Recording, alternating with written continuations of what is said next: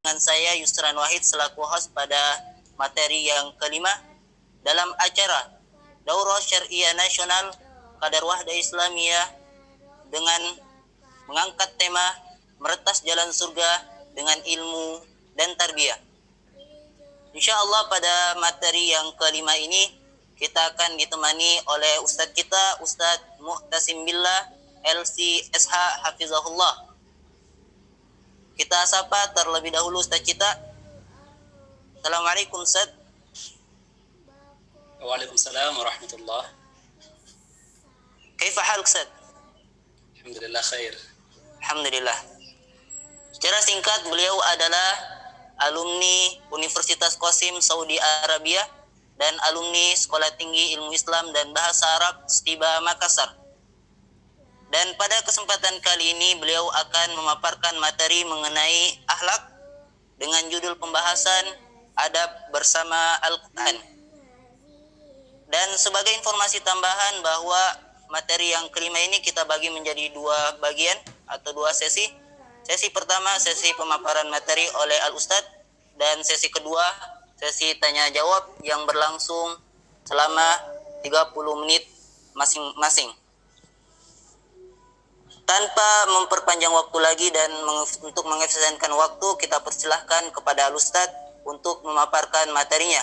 Kepada Al-Ustadz, falyatafaddal alaihi mashkura wa ma'jura.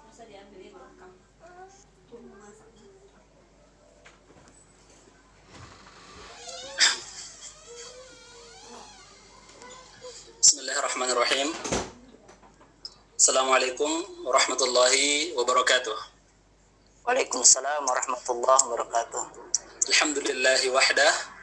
Wassalatu wassalamu ala man la nabiyya ba'dah. Wa ala alihi wa ashabihi amma ba'd. Hadirin dan hadirat yang dimuliakan oleh Allah Subhanahu wa taala. Pada sesi yang kelima ini kami diamanahkan untuk memberikan materi yang bertemakan tentang akhlak dan yang berjudul adalah adab bersama Al-Qur'an. Yang adab bersama Al-Quran adalah adab ketika kita ingin berinteraksi dengan Al-Quran.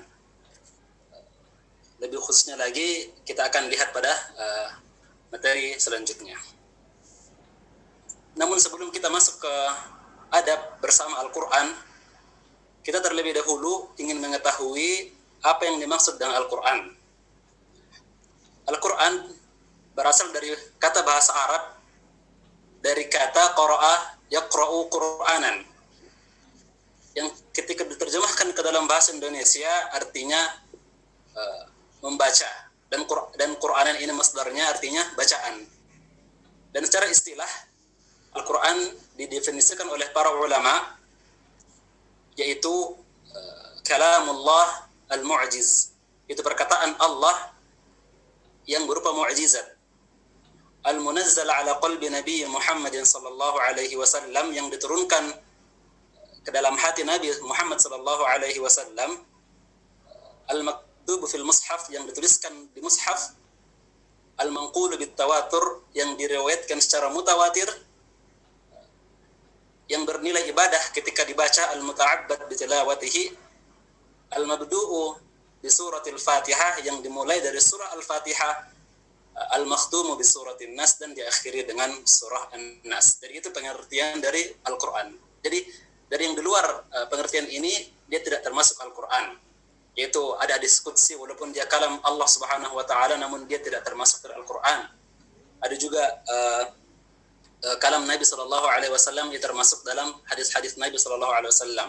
Ada juga lafaz-lafaz ayat yang diriwayatkan tidak secara mutawatir, namun secara syadzah, secara kecil jumlah periwayatannya, dia tidak termasuk dalam Al-Quran yang kita akan bahas ini. Lalu, apa keistimewaan Al-Quran, hadirin dan hadirat yang dimuliakan oleh Allah Subhanahu wa taala? Al-Quran adalah yang pertama merupakan firman atau perkataan Allah Subhanahu wa taala. Dan ini didefinisikan oleh Allah sendiri dalam surah At-Taubah. Wa in ahadun minal musyrikin istajaraka fa'ajirhu hatta yasma'a kalam Allah. Dan apabila orang-orang musyrik itu ingin meminta pertolongan kepadamu, maka berilah pertolongan agar mereka agar mereka dapat mendengar perkataan Allah Subhanahu wa taala hatta yasma'a kalam Allah. Jadi Al-Qur'an merupakan kalam atau perkataan Allah Subhanahu wa taala, dan ini menunjukkan bahwa Allah memiliki sifat berbicara, berkalam. Lalu yang kedua adalah Al-Qur'an itu menghapus semua kitab suci sebelumnya. Nabi-nabi sebelum Nabi Muhammad SAW diberikan beberapa kitab dan syariat yang berbeda-beda dari nabi-nabi yang lain. Namun ketika Nabi Muhammad SAW diutus dan diturunkan kepadanya Al-Quran, maka seluruh syariat dan kitab-kitab sebelum Nabi SAW itu semuanya dihapus dan digantikan oleh Al-Quran, sehingga Al-Quran merupakan kitab yang relevan dari segi zaman hingga hari kiamat. Yang ketiga adalah Al-Quran terjaga keasliannya, terjaga keautentikannya dan kemurniannya. Dan ini sebagaimana janji Allah Subhanahu wa taala dalam surah Al-Hijr, "Inna nahnu nazzalna dzikra wa inna lahu lahafizun." Dan sesungguhnya kamilah yang menurunkan Al-Quran ini dan kami juga yang akan menjaganya. Dan bagaimana Allah Subhanahu wa taala menjaga Al-Quran, yaitu Allah menjaganya fis sudur dan fis sutur. Fis sutur maksudnya adalah Allah menjaganya di atas tulisan kertas-kertas yang kita kenal sekarang sebagai mushaf. Dan juga fis sudur, Allah menjaga di hati-hati kaum muslimin dengan cara kaum muslimin menghafalkannya, dan betapa banyak kaum muslimin yang menghafalkan Al-Quran sehingga Al-Quran tersebut tetap terjaga kemurniannya hingga hari kiamat.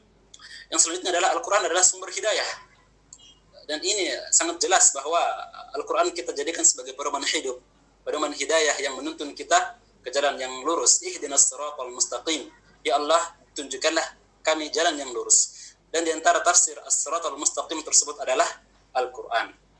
Dan yang kelima adalah Al-Quran adalah obat penawar.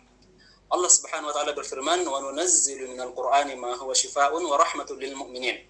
Dan kami menurunkan Al-Quran sebagai penawar, obat, syifa dan rahmat bagi orang-orang yang beriman. Jadi ketika kita sakit atau kita merasakan kepenatan, ada baiknya kita menjaga Al-Quran, agar ada baiknya kita membaca Al-Quran agar segala bentuk kerisauan dan kesakitan yang kita alami bisa kembali tenang.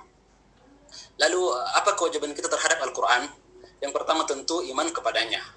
Karena kita sebagai umat muslim, umat Nabi SAW, selain kita beriman kepada Allah, beriman kepada Nabi yang diutus, juga beriman kepada apa yang Nabi bawa, yaitu Nabi Muhammad SAW bawa, yaitu Al-Quran.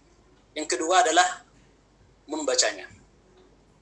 Ya, inilah yang akan menjadi topik pembahasan kita kali ini, insyaallah. Kita akan menjelaskan pada sesi berikutnya. Yang ketiga adalah menghafalnya.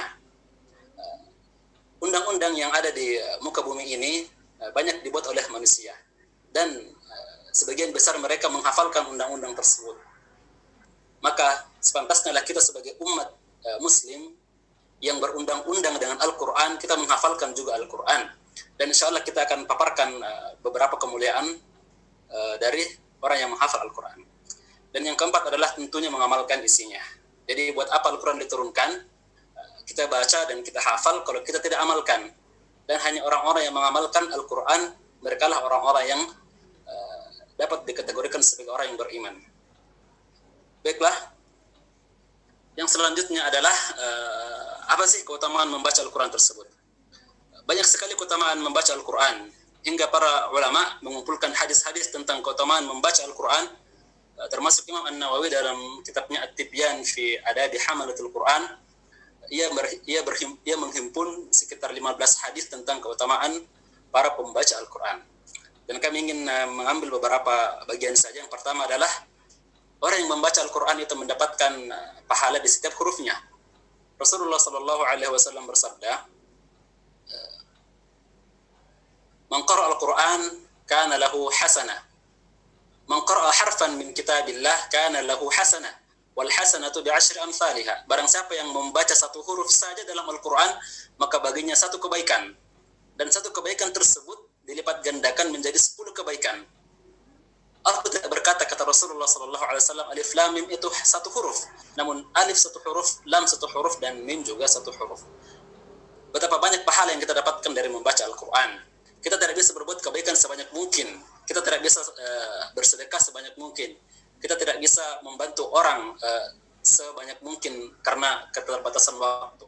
Namun dengan membaca Al-Quran kita bisa menghimpun berbagai banyak kebaikan. Kalau seandainya dalam satu halaman saja itu terdapat 200 atau 300 kata, maka dikali 10 kita sudah mendapatkan 3.000 kebaikan hanya dengan membaca satu halaman saja. Yang kedua adalah Al-Quran memberikan syafaat bagi pembacanya di hari kiamat. Rasulullah SAW bersabda, "Iqra'ul Quran fa innahu ya'ti yaumal qiyamah syafi'an li ashabi." Bacalah Al-Quran karena sesungguhnya ia akan datang pada hari kiamat memberikan syafaat bagi orang yang membacanya. Di hari kiamat nanti tidak ada yang dapat menolong kita jamaah sekalian kecuali Al-Quran. Orang tua akan lari dari anaknya, istri akan lari dari suaminya, saudara-saudara akan lari dari saudara yang lainnya, dan para sahabat, teman-teman, karib kerabat semua akan lari dari kita. Namun siapa yang akan membantu kita di hari kiamat kelak adalah Al-Quran yang senantiasa kita baca.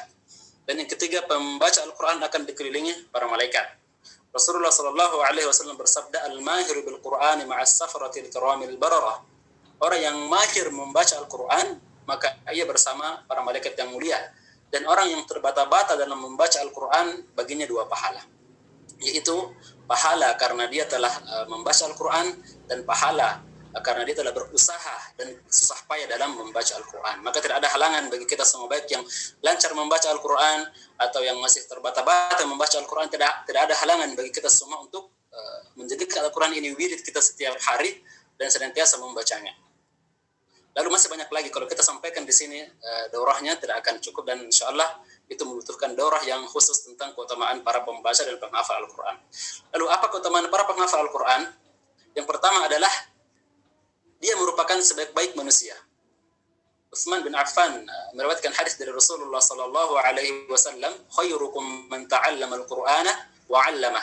Sebaik-baik kalian adalah orang yang mempelajari atau mengajarkan Al-Quran dan mempelajarinya. Dan di antara mempelajari Al-Quran adalah mempelajari cara bacanya, membacanya tiap hari, menghafalkannya, memahami makna-maknanya.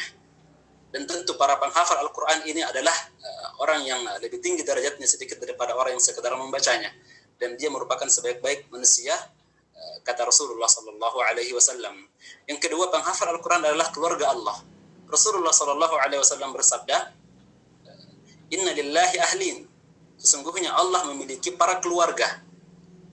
Qalu, faman? Para sahabat bertanya, "Wahai Rasulullah, siapa keluarga Allah?"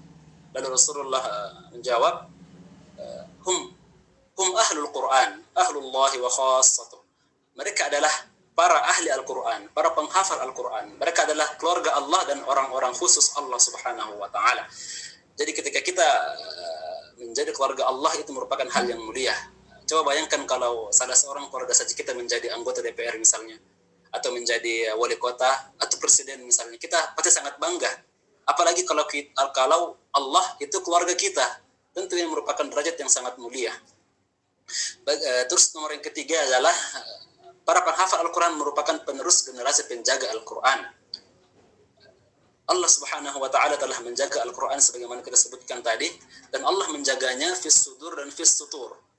Allah menjaga Al-Quran salah satunya adalah dengan menghafalkannya para kaum muslimin itu di dada-dada mereka.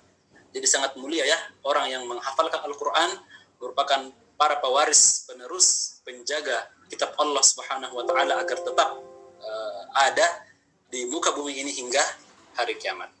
Dan yang keempat adalah penghafal Al-Quran akan memberikan mahkota kepada kedua orang tuanya di akhirat. Dan ini sebabnya karena orang tuanya telah membimbing dan mendukung anaknya untuk bisa menghafalkan Al-Quran. Jadi kita sebagai orang tua, walaupun kita telah misalnya luput atau menyanyikan waktu kita selama masa muda kita untuk menghafal Al-Quran, masih ada penerus kita, masih ada anak-anak kita untuk kita bisa latih dan kita bisa bimbing untuk masuk ke sekolah-sekolah tahfidz agar ia menjadi penghafal Al-Quran sehingga ia menjadi penolong bagi kita di hari akhirat kelak. Lalu adab membaca Al-Quran. Sekarang kita masuk ke materi kita jamaah sekalian, adab membaca Al-Quran. Adab membaca Al-Quran kami akan membaginya jadi 3 bagian. Yang pertama adalah adab sebelum membaca, lalu adab ketika membaca, dan adab setelah membaca. adab sebelum membaca Al-Quran. Yang berhasil kami himpun, walaupun tentunya banyak adab-adab tersebut, namun kami menghimpun 5 diantaranya adalah ikhlas karena Allah Subhanahu Wa Taala, membersihkan mulut dengan siwak, terus disunnahkan bersuci, terus memilih tempat yang bersih dan suci, terus disunnahkan menghadap kiblat. Yang pertama adalah ikhlas karena Allah Subhanahu Wa Taala. Tentunya syarat ibadah itu diterima oleh Allah Subhanahu Wa Taala ada 2 sebagaimana kita ketahui. Yang pertama adalah ikhlas, hanya ditujukan kepada Allah Subhanahu Wa Taala ibadah tersebut, dan yang kedua sesuai tuntunan dari Rasulullah Sallallahu Alaihi Wasallam. Namun bagaimana caranya agar kita bisa ikhlas beribadah kepada Allah, khususnya membaca Al-Quran? Yang pertama adalah kita tidak terpengaruh dengan ada atau tidaknya manusia. Jadi ketika kita membaca Al-Quran, baik itu di masjid ataupun di rumah ataupun di tempat-tempat umum, kita baca saja. Ada atau tidak manusia lihat kita hiraukan saja. Dan diantara jangan sampai ketika kita membaca sendirian, bacaan kita biasa-biasa saja, namun ketika ada orang yang lewat atau ada orang yang dengar, kita berusaha untuk membaguskan bacaan kita. Ini bisa jadi masuk syaitan di situ, masuk di syaitan dan membisikkan bahwa kau membaca untuk orang tersebut, maka baguskanlah bacaanmu, jangan sampai kita terjatuh pada hal tersebut. Maka ini satu cara untuk melatih keikhlasan dalam membaca Al-Quran. Dan yang kedua adalah menghadirkan hati bahwa kita sedang bercakap-cakap dengan Allah Subhanahu Wa Taala. Dan yang ketiga adalah membayangkan seakan-akan kita melihat Allah Subhanahu Wa Taala. Namun apabila tidak sanggup membayangkan hal tersebut, maka ketahuilah bahwa Allah melihat kita. Jadi ini adalah merupakan definisi ihsan sebagaimana Rasulullah Sallallahu Alaihi Wasallam gambarkan dalam sabdanya. Al-ihsan adalah an ta'budallaha ka'annaka tarahu.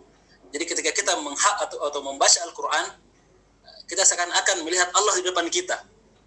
Ya, seakan-akan. Namun ketika kita tidak sanggup untuk membayangkan hal tersebut, maka tanamkan dalam hati kita bahwa Allah senantiasa melihat apa yang kita lakukan. Jadi kita perbaiki bacaan itu bukan karena diri kita atau ingin didengar oleh manusia, tapi kita perbaiki bacaan kita, membaguskan bacaan Al-Quran kita untuk dilihat oleh Allah Subhanahu Wa Taala, dan disitulah keikhlasan bisa muncul dan timbul.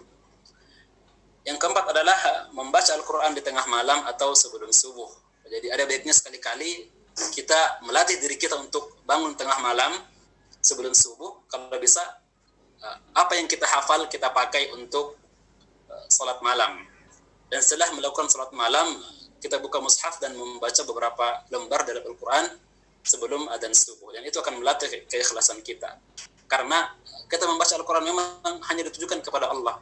Siapa yang bisa membangunkan kita tengah malam, kecuali kemauan kita dan keinginan kita yang kuat untuk bisa membaca Al-Quran, dan itu tentunya kita tujukan kepada Allah Subhanahu Wa Ta'ala. Adab selanjutnya adalah membersihkan mulut dengan siwak. Bersiwak merupakan sunnah Rasulullah Sallallahu Alaihi Wasallam, dan itu banyak ditinggalkan pada zaman ini. Dan bersiwak merupakan bentuk adab yang kita bisa lakukan untuk mengagungkan Al-Quran. Dan jika kita tidak dapat siwak, kita bisa ganti dengan sikat gigi misalnya. Karena Al-Quran adalah merupakan kalam Allah, perkataan Allah, maka di antara bentuk adab tersebut, kita membersihkan mulut terlebih dahulu dari kotoran-kotoran sebelum kita membaca kalam Allah Subhanahu Wa Ta'ala. Yang berikutnya adalah bersuci. Ya, disunahkan bersuci ketika ingin membaca Al-Quran. Dan sangat dianjurkan atau beberapa ulama mewajibkan untuk berwudu terlebih dahulu kalau ingin menyentuh mushaf Al-Quran. Sebagaimana sabda Nabi Sallallahu Alaihi Wasallam, la yamassul Quran illa tahir. Tidak boleh menyentuh Al-Quran kecuali orang yang suci. Walaupun beberapa ulama menafsirkan, mensyarah beberapa arti dari tahir ini, ada yang mengatakan muslim, ada yang mengatakan dia harus dalam keadaan berwudu dan sebagainya. Namun ulama 4 madhab bersepakat bahwa kalau ingin menyentuh mushaf itu harus dalam keadaan bersuci. Lalu memilih tempat yang bersih dan suci. Ketika di rumah, kita seharusnya menyediakan satu tempat khusus di mana kita membaca Al-Quran di tempat tersebut. Yang pastinya harus suci dan bersih dan jauh dari kebisingan manusia agar kita bisa fokus. Dan para ulama juga sangat menganjurkan untuk kalau mau membaca Al-Quran di masjid, karena masjid merupakan tempat yang paling mulia. Dan kalau kita masuk masjid, hadirin, jangan lupa untuk berniat melakukan i'tikaf. Karena kalau kita tidak berniat untuk melakukan i'tikaf, maka berdiam diri kita di masjid itu tidak bernilai pahala. Yang bernilai pahala hanya ibadah kita dan bacaan Al-Quran kita. Namun ketika kita berniat untuk beriktikaf di masjid, kita mendapatkan tambahan pahala iktikaf. Ya, walaupun itu hanya berdiam diri atau beriktikaf beberapa menit saja, yang penting kita beribadah di situ. Mau berapa menit, 1 jam atau 2 jam, kita berniat untuk beriktikaf agar pahala iktikaf bisa kita dapatkan juga. Lalu yang selanjutnya atau yang terakhir adalah menghadap kiblat. Karena sebaik-baik majelis, kata Rasulullah SAW, adalah majelis yang menghadap ke kiblat. Walaupun hadis ini dhaif menurut sebagian ulama hadis, namun sebagian ulama membolehkan mengamalkan hadis-hadis dhaif selama hadis tersebut berkaitan tentang adab. Adapun kalau berkaitan tentang hukum atau hal-hal yang bersifat akidah, maka beda lagi ceritanya. Jadi kalau kita mendapatkan hadis yang berkaitan tentang adab, walaupun dia dhaif, maka kita usahakan untuk mengamalkan karena tidak ada ruginya ya. Jadi di antara adab tersebut adalah kita berusaha untuk menghadap ke kiblat. Selanjutnya adab ketika membaca. Ya. Adab ketika membaca sebenarnya banyak sekali ya. Namun kami hanya bisa ingin menyampaikan 5 adab ketika membaca Al-Qur'an. Tentunya membaca ta'awudz terlebih dahulu. Sebagaimana firman Allah Subhanahu wa taala dalam surah An-Nahl, "Fa idza qara'tal Qur'ana fasta'id billahi minasyaitonir rajim." Apabila kalian hendak membaca Al-Qur'an, maka berlindunglah dari godaan syaitan yang terkutuk. Dan lafaz ta'awudz ini banyak hadisnya dari Rasulullah sallallahu alaihi wasallam, di antaranya yang masyhur, "A'udzu billahi minasyaitonir rajim." Dan juga ada riwayat yang lain, "A'udzu billahis samii'il 'alim minasyaitonir rajim." Itu semuanya bisa kita pakai. Dan ta'awudz ini hukumnya sunnah, namun sangat dianjurkan kita baca karena kita melakukan amal kebaikan dan syaitan tidak menyukai amal kebaikan tersebut. Jadi sebelum kita melakukan amal kebaikan tersebut, ada baiknya kita berlindung kepada Allah untuk dijauhkan dari syaitan. Inilah mengapa banyak orang yang mungkin ketika membaca Al-Quran cepat bosan, cepat capek, mungkin ta'awudznya kurang benar. Mungkin ta'awudznya lebih harus ditekankan lagi, dan ta'awudznya harus disertai dengan penghayatannya. Kita benar-benar berlindung kepada Allah Subhanahu wa taala dari godaan syaitan yang ingin menggoda kita ketika membaca Al-Qur'an. Yang kedua adalah membaca basmalah khususnya di awal surah. Jadi membaca basmalah itu hukumnya wajib ketika kita mulai membaca dan bertepatan di awal surah. Namun apabila tidak di awal surah, maka boleh dibaca, boleh juga tidak. Dan bahkan sebagian para ulama memasukkan basmalah ini sebagai ayat pertama di setiap surah dalam Al-Quran. Sehingga ketika kita meninggalkan basmalah, seakan-akan kita meninggalkan sebagian isi dari Al-Quran. Dan bacaan basmalah ini wajib di tiap awal surah kecuali di awal surah At-Taubah. Lalu yang ketiga, menghadirkan hati dan bertadabbur. Ya. Menghadirkan hati dan bertadabbur. Urgensi untuk membaca Al-Quran adalah penghayatan, jamaah sekalian. Allah Subhanahu wa taala berfirman, "Kitabun anzalnahu ilaika mubarakun liyadabbaru ayatihi wa liyatadhakkaru ulul albab." Kitab Al-Quran kan kami turunkan kepadamu penuh berkah agar mereka menghayati ayat-ayatnya dan agar orang-orang berakal mendapat pelajaran. Penghayatan yang dimaksud di sini adalah tadabbur, yaitu menghayati isi makna Al-Quran, kandungannya. Lalu bagaimana cara kita menghayatinya? Tentunya kita harus mengetahui maknanya. Dan cara yang terbaik untuk mengetahui makna Al-Quran adalah mempelajari bahasa Arab.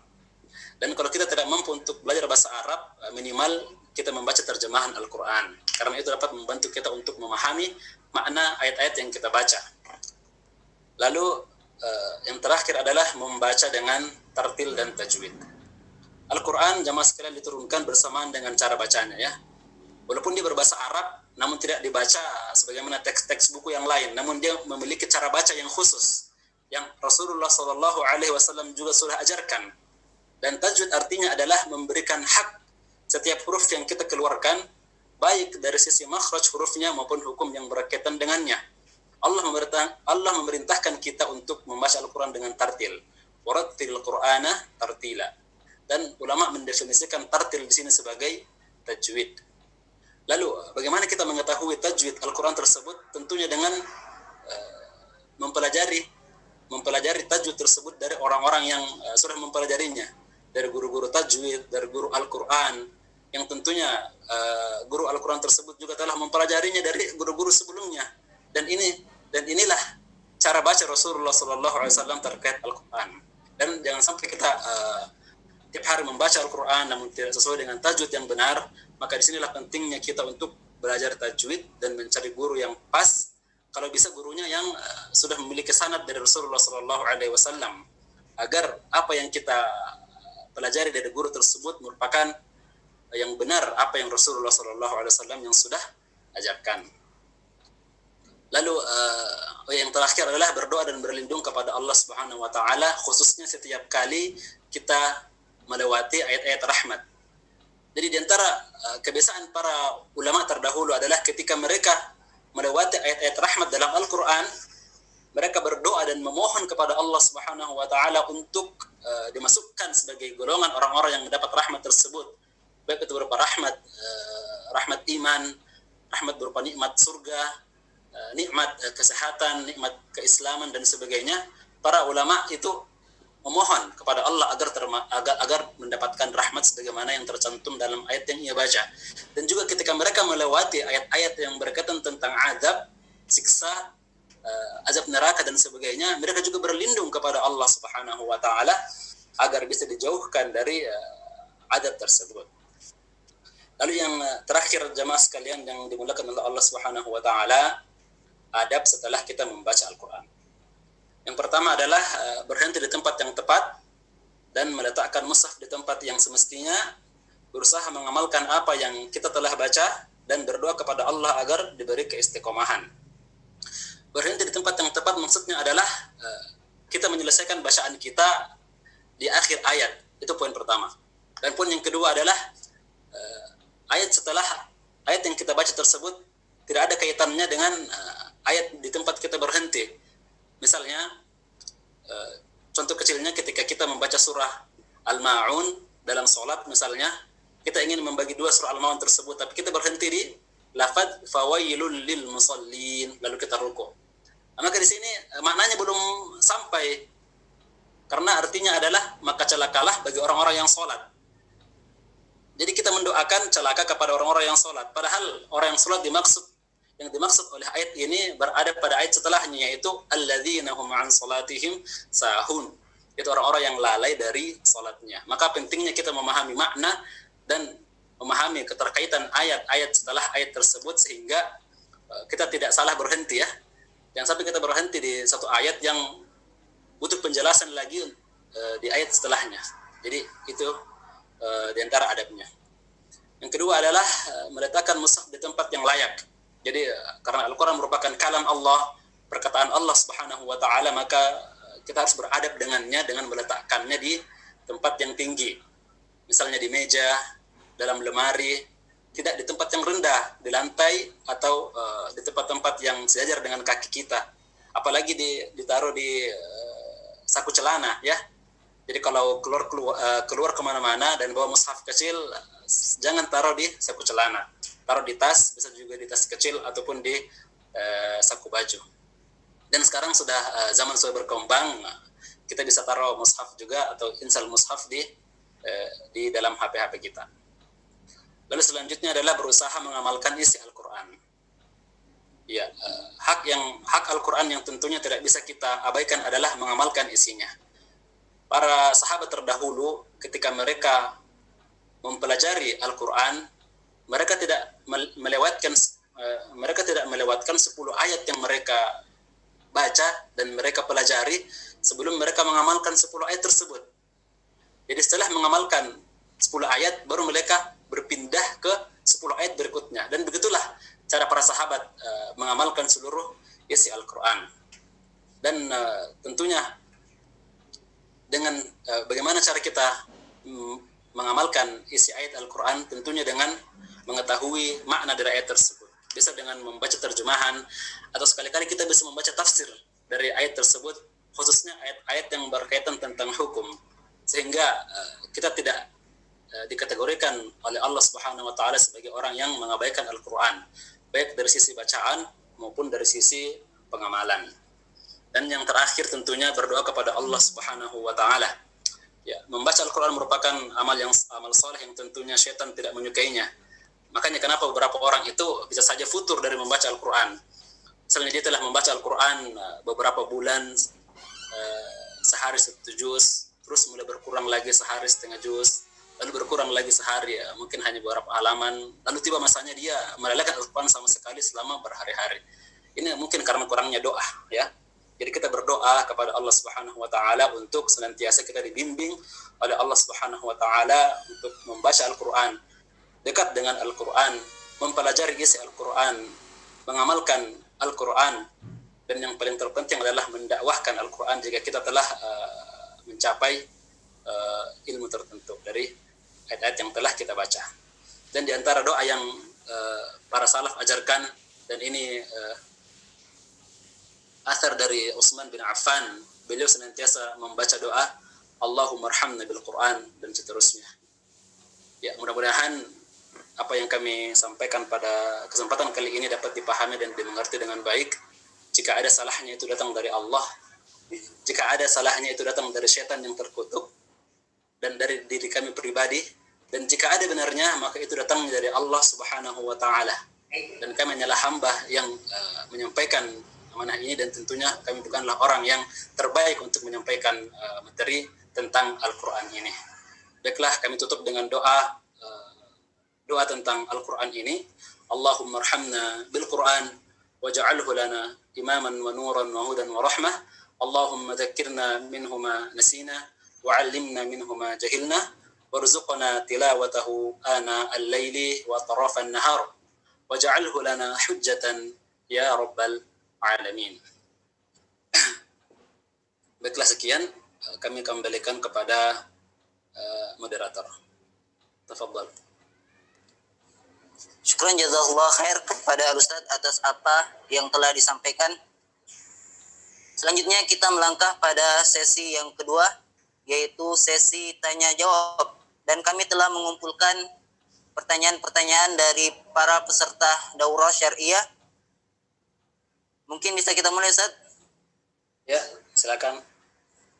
Nah, pertanyaan yang pertama, Ustadz, pertanyaan yang datang dari Darmawan, asal Bombana. Pertanyaannya, Ustadz, bagaimana tips menghafal Al-Quran yang efektif dan cepat? Fadhal, Ustadz. Ya, dari Akh Darmawan di Bombana ya, tips bagaimana menghafal Al-Quran yang cepat dan efektif. Tentunya banyak sekali ya tips-tips yang bisa kita laksanakan, dan tentunya kalau ingin dipaparkan semuanya membutuhkan satu daurah khusus tentang masalah tersebut. Namun kami mencoba memaparkan beberapa tips. Yang pertama adalah berusaha untuk mencari guru atau komunitas agar bisa mengontrol kita dalam menghafal Al-Quran. Ya, mencari guru atau komunitas. Ya. Yang kedua adalah sediakan waktu khusus, paling tidak 2 atau 3 jam dalam sehari, untuk kita fokus menghafal Al-Quran di waktu tersebut. Jangan diganggu dengan hal-hal yang lain ya. Kalau kita orang sibuk, kita bisa ruangkan waktu misalnya ba'da subuh 1 jam, terus ba'da maghrib 1 jam, sebelum tidur juga beberapa menit, agar kita bisa fokus untuk menghafal Al-Quran di waktu-waktu tersebut. Dan yang ketiga tentunya memperbanyak doa kepada Allah Subhanahu wa taala agar kita diberi kemudahan untuk bisa menghafal Al-Quran. Dan mungkin bisa menjadi solusi, yang mau menjadi penghafal Al-Quran bisa menjadi solusi. Sekarang sudah banyak diadakan daurah-daurah menghafal Al-Quran. Ada daurah 40 hari, ada daurah ketika Ramadan di kampus kami di Stiba daurah 17 hari, dan ada daurah-daurah yang lain. Itu mungkin bisa menjadi solusi. Ya. Mungkin sekian. Allah khair, Ustaz. Selanjutnya pertanyaan yang kedua, pertanyaan dari Irfan Mulyadi, asal Palu. Pertanyaannya, Ustaz, apa hukumnya mengabaikan Al-Quran dalam sehari? Ada, Ustaz. Ya, Irfan ya di Palu, mengabaikan Al-Quran dalam sehari. Sebenarnya tidak ada dalil khusus yang menjelaskan hukum tersebut ya. Namun cukuplah bagi kita mengabaikan Al-Quran itu menjadi tanda bahwa Allah Subhanahu wa Ta'ala menjauhkan kita dari rahmatnya. Karena Al-Quran merupakan rahmat bagi umat beriman, bagi orang beriman. Jadi jangan sampai dengan kita mengabaikan Al-Quran, walaupun itu dalam sehari kita tidak mempunyai wirid dalam membaca Al-Quran, baik itu 1 halaman atau paling tidak 1 halaman atau setengah juz atau 1 juz. Kita tidak memiliki wirid harian dalam membaca Al-Quran, itu merupakan tanda bahwa Allah Subhanahu wa Ta'ala telah menjauhkan rahmatnya dari kita. Dan jangan sampai kita termasuk dalam keluhan Nabi sallallahu alaihi wasallam dalam surah Al-Furqan, qala ar-rasul ya rabbi inna qaumi ittakhadhu hadzal qur'ana mahjura. Wahai Rabbku, umatku telah menjauhkan atau telah menjadikan Al-Qur'an ini sebagai barang yang ditinggalkan. Naam. Syukran, jazakallah khair, Ustaz. Selanjutnya pertanyaan yang datang dari Dion Supriyadin, asal Kota Bima. Pertanyaannya, Ustaz, bagaimana sikap ketika kita membaca Al-Quran pada ayat yang panjang, namun di tengah ayat wudhu kita batal? Apa yang harus kita lakukan? Apakah kita meneruskan bacaan atau mengambil air wudhu terlebih dahulu, Ustaz? Halo, Ustaz. Oh iya. Akh Dion di Bima ya. Baiknya kita menyelesaikan dulu bacaannya, walaupun batal wudhunya, tapi yang penting maknanya dulu sudah sempurna ya. Selesaikan dulu bacaannya hingga akhir ayat, atau masih ada keterkaitan makna dengan ayat setelahnya sebagaimana dalam materi kita sampaikan tadi, disambung dulu sampai betul-betul pas tempat kita berhenti, lalu silakan mengambil air wudhu. Nah, syukran kita ucapkan kepada Ustaz atas jawabannya. Kemudian pertanyaan yang datang dari Khairul Anwar dari Stiba Makassar.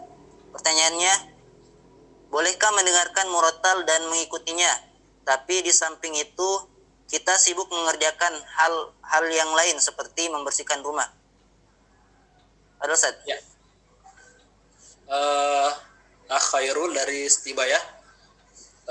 Selama suara murattal yang kita dengar tersebut tidak bertabrakan dengan suara-suara yang lain, misalnya suara anak-anak atau suara musik atau suara kita sedang mengobrol, tidak mengapa ya kita memutar murattal di rumah kita selama memang suasana di situ tenang dan kita memang mendengarkannya dengan baik. Karena ketika Al-Quran dibacakan, baik itu dalam bentuk murattal maupun bacaan langsung, itu tugas kita adalah diam dan mendengarkan.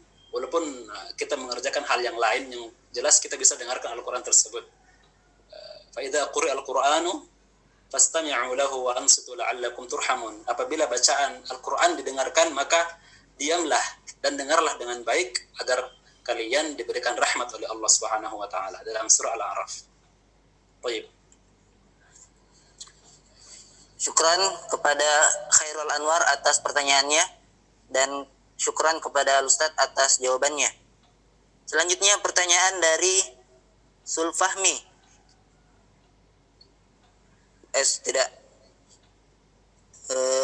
Akhwan. Selanjutnya pertanyaan dari Safitri A. Ismail asal Buol. Pertanyaannya, bagaimana adab menghafal Al-Quran dan adab menyetor kepada muhafizah? Pada Ustaz. Ya. Dari ukhti Safitri di Buol, adab menghafal Al-Quran, tentunya banyak sekali adab yang harus kita perhatikannya, termasuk adab-adab membaca Al-Quran sudah termasuk dari adab untuk menghafal Al-Quran. Dan mungkin yang jarang terdengar di sini adab menyetor hafalan ke muhafizah ya. Yang pertama, tentunya ketika kita ingin menghafal suatu bagian dalam Al-Quran, sebelum kita hafal, kita perdengarkan dulu bacaan hafalan tersebut yang akan kita hafal kepada muhafizah, agar dia bisa betulkan sebelum kita hafal. Karena kalau kita sudah hafal bacaan yang salah, maka akan sulit untuk mengubahnya.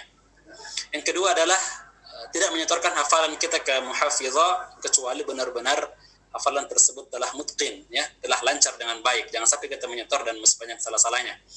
Dan yang selanjutnya mungkin menyetor dengan suara lantang ya. Jangan sampai menyetor dengan suara yang kecil sehingga tidak terlalu jelas apa yang terdengar. Menyetor dengan suara lantang, dengan tartil, dan tentunya dengan tajwid yang benar. Baik. Selanjutnya pertanyaan dari Wahyudin asal Mamuju. Pertanyaannya Ustaz, apakah setiap menyentuh Al-Quran kita harus berdiri? Wahyuddin dari Mamuju, menyentuh Al-Quran harus berdiri. Saya kira tidak harus ya. Kita bisa menyentuh Al-Quran dalam keadaan duduk, dalam keadaan berbaring juga bisa. Ya, tidak harus ya. Naam. Syukran jazakallahu khair Ustaz. Selanjutnya pertanyaan dari Malik Ibrahim asal Palu. Pertanyaannya, bagaimana cara kita untuk mengamalkan isi kandungan Al-Quran dalam kehidupan sehari-hari? Fadil Ustaz. Mengamalkan isi Al-Quran dalam kehidupan sehari-hari.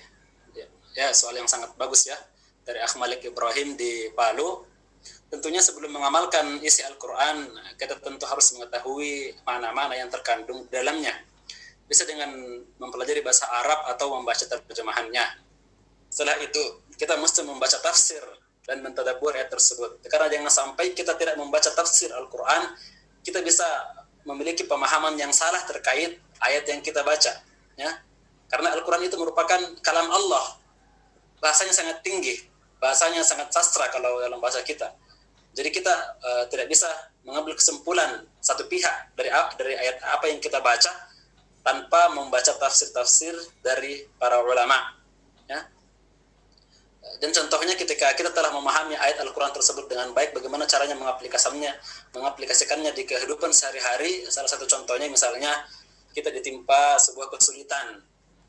Dan di saat kita ditimpa sebuah kesulitan, kita telah menghafal beberapa ayat di surah Al-Insyirah, misalnya alam nashrah laka sadrak wa wada'na laka dhikrak fa inna ma'al usri yusra inna ma'al usri yusra. Sesungguhnya setelah kesulitan itu ada kemudahan, dan setelah kesulitan itu ada kemudahan. Maka ketika kita mengalami kesulitan, kita bisa mengamalkan ayat ini. Jadi ketika kita mengalami kesulitan, maka ingatlah bahwa Allah Subhanahu wa taala senantiasa menjanjikan kemudahan di balik kesulitan tersebut. Itu salah satu contoh bagaimana cara pengaplikasian ayat-ayat Al-Quran dalam kehidupan sehari-hari. Ya, na'am. Syukran jazakallahu khair Ustaz. Selanjutnya kita membuka pertanyaan secara langsung, dan yang ingin menanyakan pertanyaan secara langsung kepada Ustaz, silakan meraise hand di Zoom. Dan telah ada yang meraise hand kepada peserta Diyahuddin. Silakan. Pak Diyahuddin. Oke. Jazakumullah Ustaz. Bismillahirrahmanirrahim. Assalamualaikum warahmatullahi wabarakatuh. Waalaikumsalam warahmatullahi. Waalaikumsalam warahmatullahi. Ustaz Mu'tasim, kami mau bertanya tentang bagaimana pandangan Ustaz terkait dengan musabaqah tilawatil Quran Ustaz. Nah, di situ kan banyak sekali perlombaan, kadang lagunya tidak sesuai dengan tartil ya, irama tajwid, terus juga banyak hadiah-hadiah yang dijanjikan. Apakah ini bisa mengurangi keikhlasan kita di dalam bertilawah untuk mengharap dari Allah, tapi kok ujung-ujungnya biar bisa umroh gratis, biar bisa menghajikan keluarga dan lain-lain Ustaz. Ya, sekian Ustaz, terima kasih. Wassalamualaikum warahmatullahi wabarakatuh. Waalaikumsalam warahmatullahi wabarakatuh. Ya, dari pertanyaan sangat menarik ya dari Pak Dihyauddin ya, Diyauddin. Pertanyaan tentang bagaimana orang-orang yang mengikuti musabaqah tilawatil Quran, khususnya yang mendapatkan hadiah tertentu yang jumlahnya sangat besar. Para ulama tentang musabaqah ini sebenarnya itu sesuatu yang dibolehkan. Ya, mengapa? Pertama karena itu bisa menjadi motivasi agar diri kita senantiasa untuk memperbaiki bacaan Al-Quran kita. Dan yang saya tahu musabaqah itu terbagi-bagi lagi cabangnya ya. Ada yang tilawatul Quran, ada yang hifzul Quran dan sebagainya. Dan yang terbaik tentunya dari cabang-cabang musabaqah tersebut adalah yang hifzul Qurannya. Karena kita dimotivasi untuk menghafal Al-Quran sebanyak mungkin. Ada yang kategori 10 juz, 20 juz, 30 juz. Dan di Arab Saudi sendiri, hal seperti itu sudah menjadi hal yang lumrah, yang melakukan musabaqah. Dan ini tentunya hadir dari fatwa ulama yang membolehkan. Ya, karena itu merupakan motivasi bagi kita untuk memperbanyak hafalan Al-Quran kita. Adapun masalah tajwid yang kurang benar, saya kira para dewan juri dari musabaqah tersebut merupakan orang-orang yang ahli di bidangnya, dan tentunya ketika tajwid tersebut salah, dia akan menilai sebagai salah. Dan ini juga merupakan motivasi bagi para peserta untuk memperbaiki tajwidnya. Tapi mungkin yang dimaksud di sini adalah bukan tajwid ya, tapi nada yang tinggi ketika membaca Al-Quran. Orang Bugis bilang tilawah, bukan dibaca dengan tartil, dengan nada yang datar, tapi dibaca dengan nada yang tinggi disertai dengan makomat tertentu. Tentu ini para ulama berbeda pendapat tentang hal tersebut. Ada yang membolehkan, ada yang memakruhkan. Membolehkan karena berdasarkan banyak sekali hadis dari Rasulullah yang memerintahkan kita untuk menghiasi bacaan Al-Quran ini dengan suara yang indah. Namun di antara ulama yang tidak membolehkan adalah karena di dalamnya terdapat takalluf atau berlebih-lebihan atau memaksa diri untuk membaca Al-Quran dengan suara yang sangat tinggi tersebut. Dan tentunya di antara yang tidak kami sependapat dengan apa yang terjadi di MTQ tersebut adalah bercampur baurnya laki-laki dan perempuan, dan dibolehkannya peserta perempuan yang untuk membaca Al-Quran dengan nada yang merdu sehingga menimbulkan fitnah bagi orang-orang yang mendengarnya. Adapun masalah hadiah tentunya ini juga merupakan hal yang dibolehkan, karena kita saja diperintahkan dalam Islam untuk memberikan hadiah atau feedback kepada anak-anak kita kalau sudah mencapai hafalan tertentu, baik itu berupa materi, berupa uang. Itu merupakan hal yang lumrah ya, hal yang biasa. Dan di Arab Saudi juga seperti itu. Bahkan di Arab Saudi hadiahnya berkali-kali lipat daripada yang ada di Indonesia. Dan kalaupun hadiahnya umroh dan haji itu lebih mulia lagi, karena kita berniat beribadah dengan cara menghafal, dengan mengikuti perlombaan tersebut, kita bisa meraih ibadah yang lain, yaitu umroh. Jadi kita dapat pahala menghafalnya, dapat pahala mengajinya, kita juga dapat pahala umrohnya kalau kita menang. Apalagi kalau hadiahnya menghajikan orang tua, bahwa maka di sini kita bisa dapat kemuliaan berbakti kepada kedua orang tua. Jadi menurut hemat kami ya, seperti itu. Jazakumullahu khairan.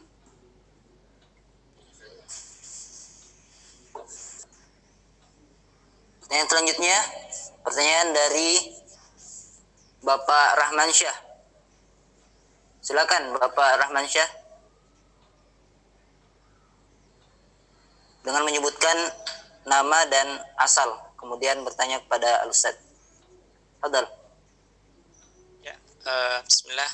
Assalamualaikum warahmatullahi wabarakatuh.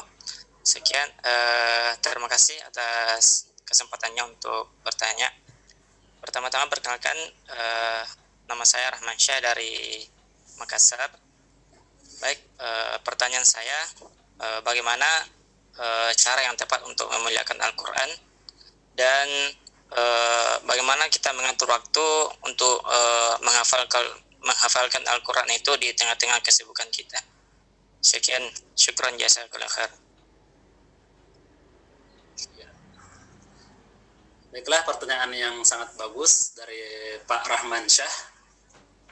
Yang pertama adalah bagaimana cara kita memuliakan Al-Quran. Ya, tentunya kita memuliakan Al-Quran itu pertama adalah hal yang paling mendasar. Kita memuliakan Al-Quran yang pertama adalah dengan mempelajari cara bacanya. Itu hal yang paling mendasar. Jadi kalau sudah bagus cara baca kita, otomatis kita akan senang dan tertarik membaca Al-Quran. Tapi kalau tajwid kita masih belepotan, cara baca kita masih belepotan, itu biasanya kita ketika membaca Al-Quran kita masih ragu-ragu, ini bacaan sudah benar apa tidak, sehingga syaitan datang membisikkan bahwa bacaanmu itu masih salah, tidak usah kau mengaji dan sebagainya. Dan cara memuliakan tahap selanjutnya adalah dengan senantiasa menjadikan Al-Quran itu sebagai wirid harian. Ya, dalam satu hari itu jangan sampai kita tidak membaca Al-Quran. Kalau bisa jadikan dia wirid seperti kita sholat 5 waktu. Ya, entah itu dalam kadar setengah juz atau 1 juz. Bahkan para sahabat itu menjadikan wirid pekanan Al-Quran. Jadi para sahabat itu menghatamkan Al-Quran setiap 7 hari. Ya, ada kita kenal dengan metode Fahmi Bisyauqin, yaitu hari pertama dia baca surah Al-Fatihah sampai surah Al-Maidah, lalu sampai akhir surah Al-Maidah, sampai sebelum surah Al-Maidah, lalu fa itu Al-Fatihah, mim, fam, mim itu surah Al-Maidah, lalu dia baca terus sampai selesai surah ya itu Fahmi ya Yunus, ya surah Yunus. Jadi pembagiannya Al-Fatihah hari pertama sampai Al-Maidah hari kedua, terus Yunus hari ketiga, terus huruf ba Bani Israel, yaitu surah Al-Isra, dari Yunus sampai surah Al-Isra hari keempat. Terus Fahmi Bisyauqi huruf shin Asy-Syu'ara, dari Al-Isra sampai Asy-Syu'ara. Terus hari selanjutnya sampai huruf waw, yaitu Was-Saffat, surah As-Saffat. Lalu hari terakhir dari surah Qaf sampai akhir Al-Quran. Jadi pembagian para sahabat seperti itu ya, bukan dibagi per juz seperti sekarang. Jadi kalau mau betul-betul mencontoh para sahabat dalam membaca Al-Quran, pakai metode seperti itu ya. Singkatannya adalah Fahmi Bisyauqin. Sesuai dengan maknanya, mulut saya itu rindu. Mulut saya itu rindu, artinya rindu dengan membaca Al-Quran.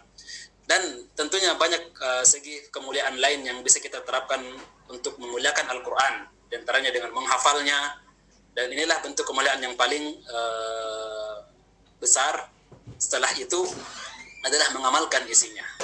Dan tentu ini mengamalkan isinya adalah kewajiban bagi tiap muslim. Terus yang kedua adalah bagaimana cara membagi waktu agar kita dapat menghafal Al-Quran bagi orang sibuk. Ya, contohnya. Ya, Al-Quran itu kita bisa hafalkan sebenarnya. Setiap kita bisa menghafal Al-Quran. Tapi tinggal bagaimana berapa lama kita bisa menghafal Al-Quran. Itu yang paling penting. Dalam satu buku yang saya baca, ia bagi. Misalnya dalam sehari kita hafal saja satu ayat dalam satu hari, dalam jangka waktu 17 tahun kita bisa menghafal Al-Quran. Kalau satu ayat saja kita hafal dalam satu hari. Terus kalau kita hafal misalnya 1/4 halaman saja dalam satu hari dan itu rutin, kita bisa menghafalkan Al-Quran dalam jangka waktu 8 tahun. Coba hitung sekarang umur kita sudah berapa ya? Ada yang 30, ada yang 25, ada yang 20. Misalnya umur seseorang itu rata-rata yang hadir pada kesempatan kali ini 25 tahun.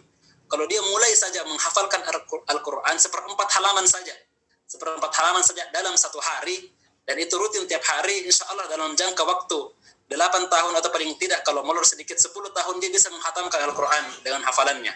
Yang penting rutin ya, 1/4 halaman saja dalam satu hari. Ya, dan cara menyediakan waktunya gunakan awal-awal hari. Misalnya sebelum sholat subuh ketika baru bangun, karena di situ otak kita masih fresh dan segar, sehingga apa yang kita baca, apa yang kita hafal di waktu-waktu tersebut itu bisa masuk dengan maksimal hafalan-hafalan kita. Ya, mungkin seperti itu ya.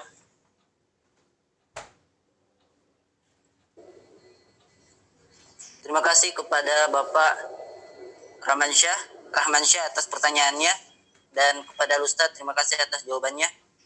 Selanjutnya kami persilahkan kepada Muhammad Sulfadli untuk menanyakan pertanyaannya kepada Al-Ustadz. Fadal.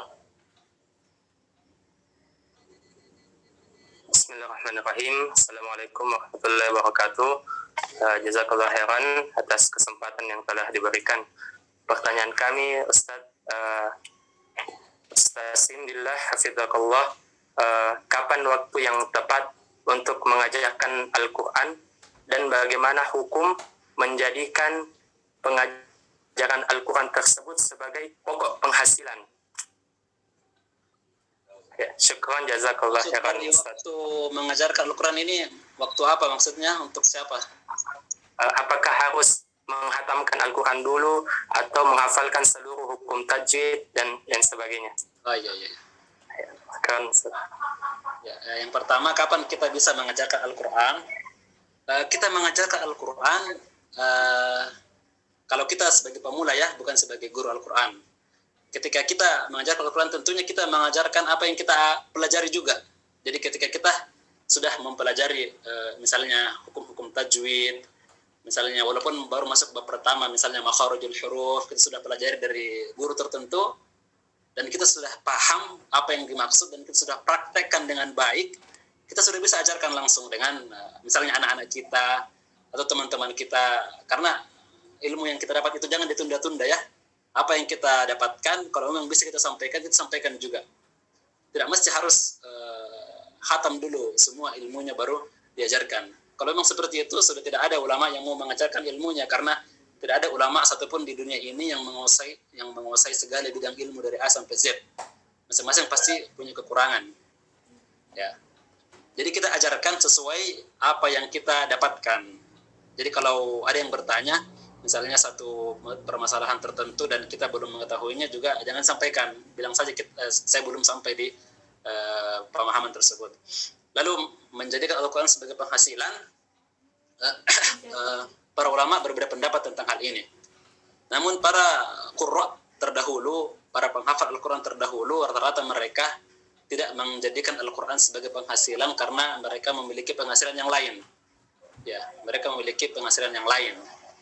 Kalau di zaman sekarang, memang penghasilan, kalau kita tidak memiliki penghasilan yang lain, maka tidak mengapa kita menerima ujro atau menerima balasan atau gaji dari mengajar Al-Quran kita. Ya. Rasulullah SAW dalam sebuah hadis bahwa ketika salah seorang sahabat pergi untuk beberapa hari dan dia melewati suatu kampung, di mana kampung itu terdapat satu kepala suku yang sedang sakit, dan sahabat ini menawarkan diri untuk menyembuhkannya. Akhirnya dia membacakan surah Al-Fatihah kepada kepala suku tersebut dan akhirnya sembuh. Dan sahabat ini diberikan banyak ekor kambing, dan sampai di Madinah ia bawa kambing tersebut kepada Rasulullah SAW dan menanyakan hukumnya. Lalu Rasulullah SAW bersabda, kau telah berbuat hal yang benar, karena sesungguhnya Al-Quran itu merupakan obat dan penawar bagi segala macam penyakit, dan kasih saya sebagian kambingmu. Jadi Rasulullah ambil sebagian kambing yang dibawa oleh sahabat tersebut. Jadi tidak mengapa kita mengambil gaji atau ujrah dari mengajar Al-Quran, apalagi kalau kita tidak memiliki penghasilan yang lain. Ya, kita sebagai guru Al-Quran misalnya, itu pekerjaan pokok kita, ya, sudah itu sumber kehidupan kita, tidak mengapa. Jadi mungkin seperti itu ya. Jazakallahu khair.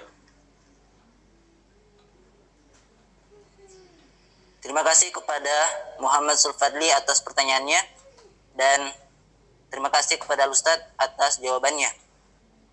Pemirsa Tiba TV dan Wahda TV dimanapun Anda berada, karena waktu yang membatasi kita dan kita akan melangkah pada materi selanjutnya, maka kita cukupkan pertemuan kita pada materi yang kelima ini.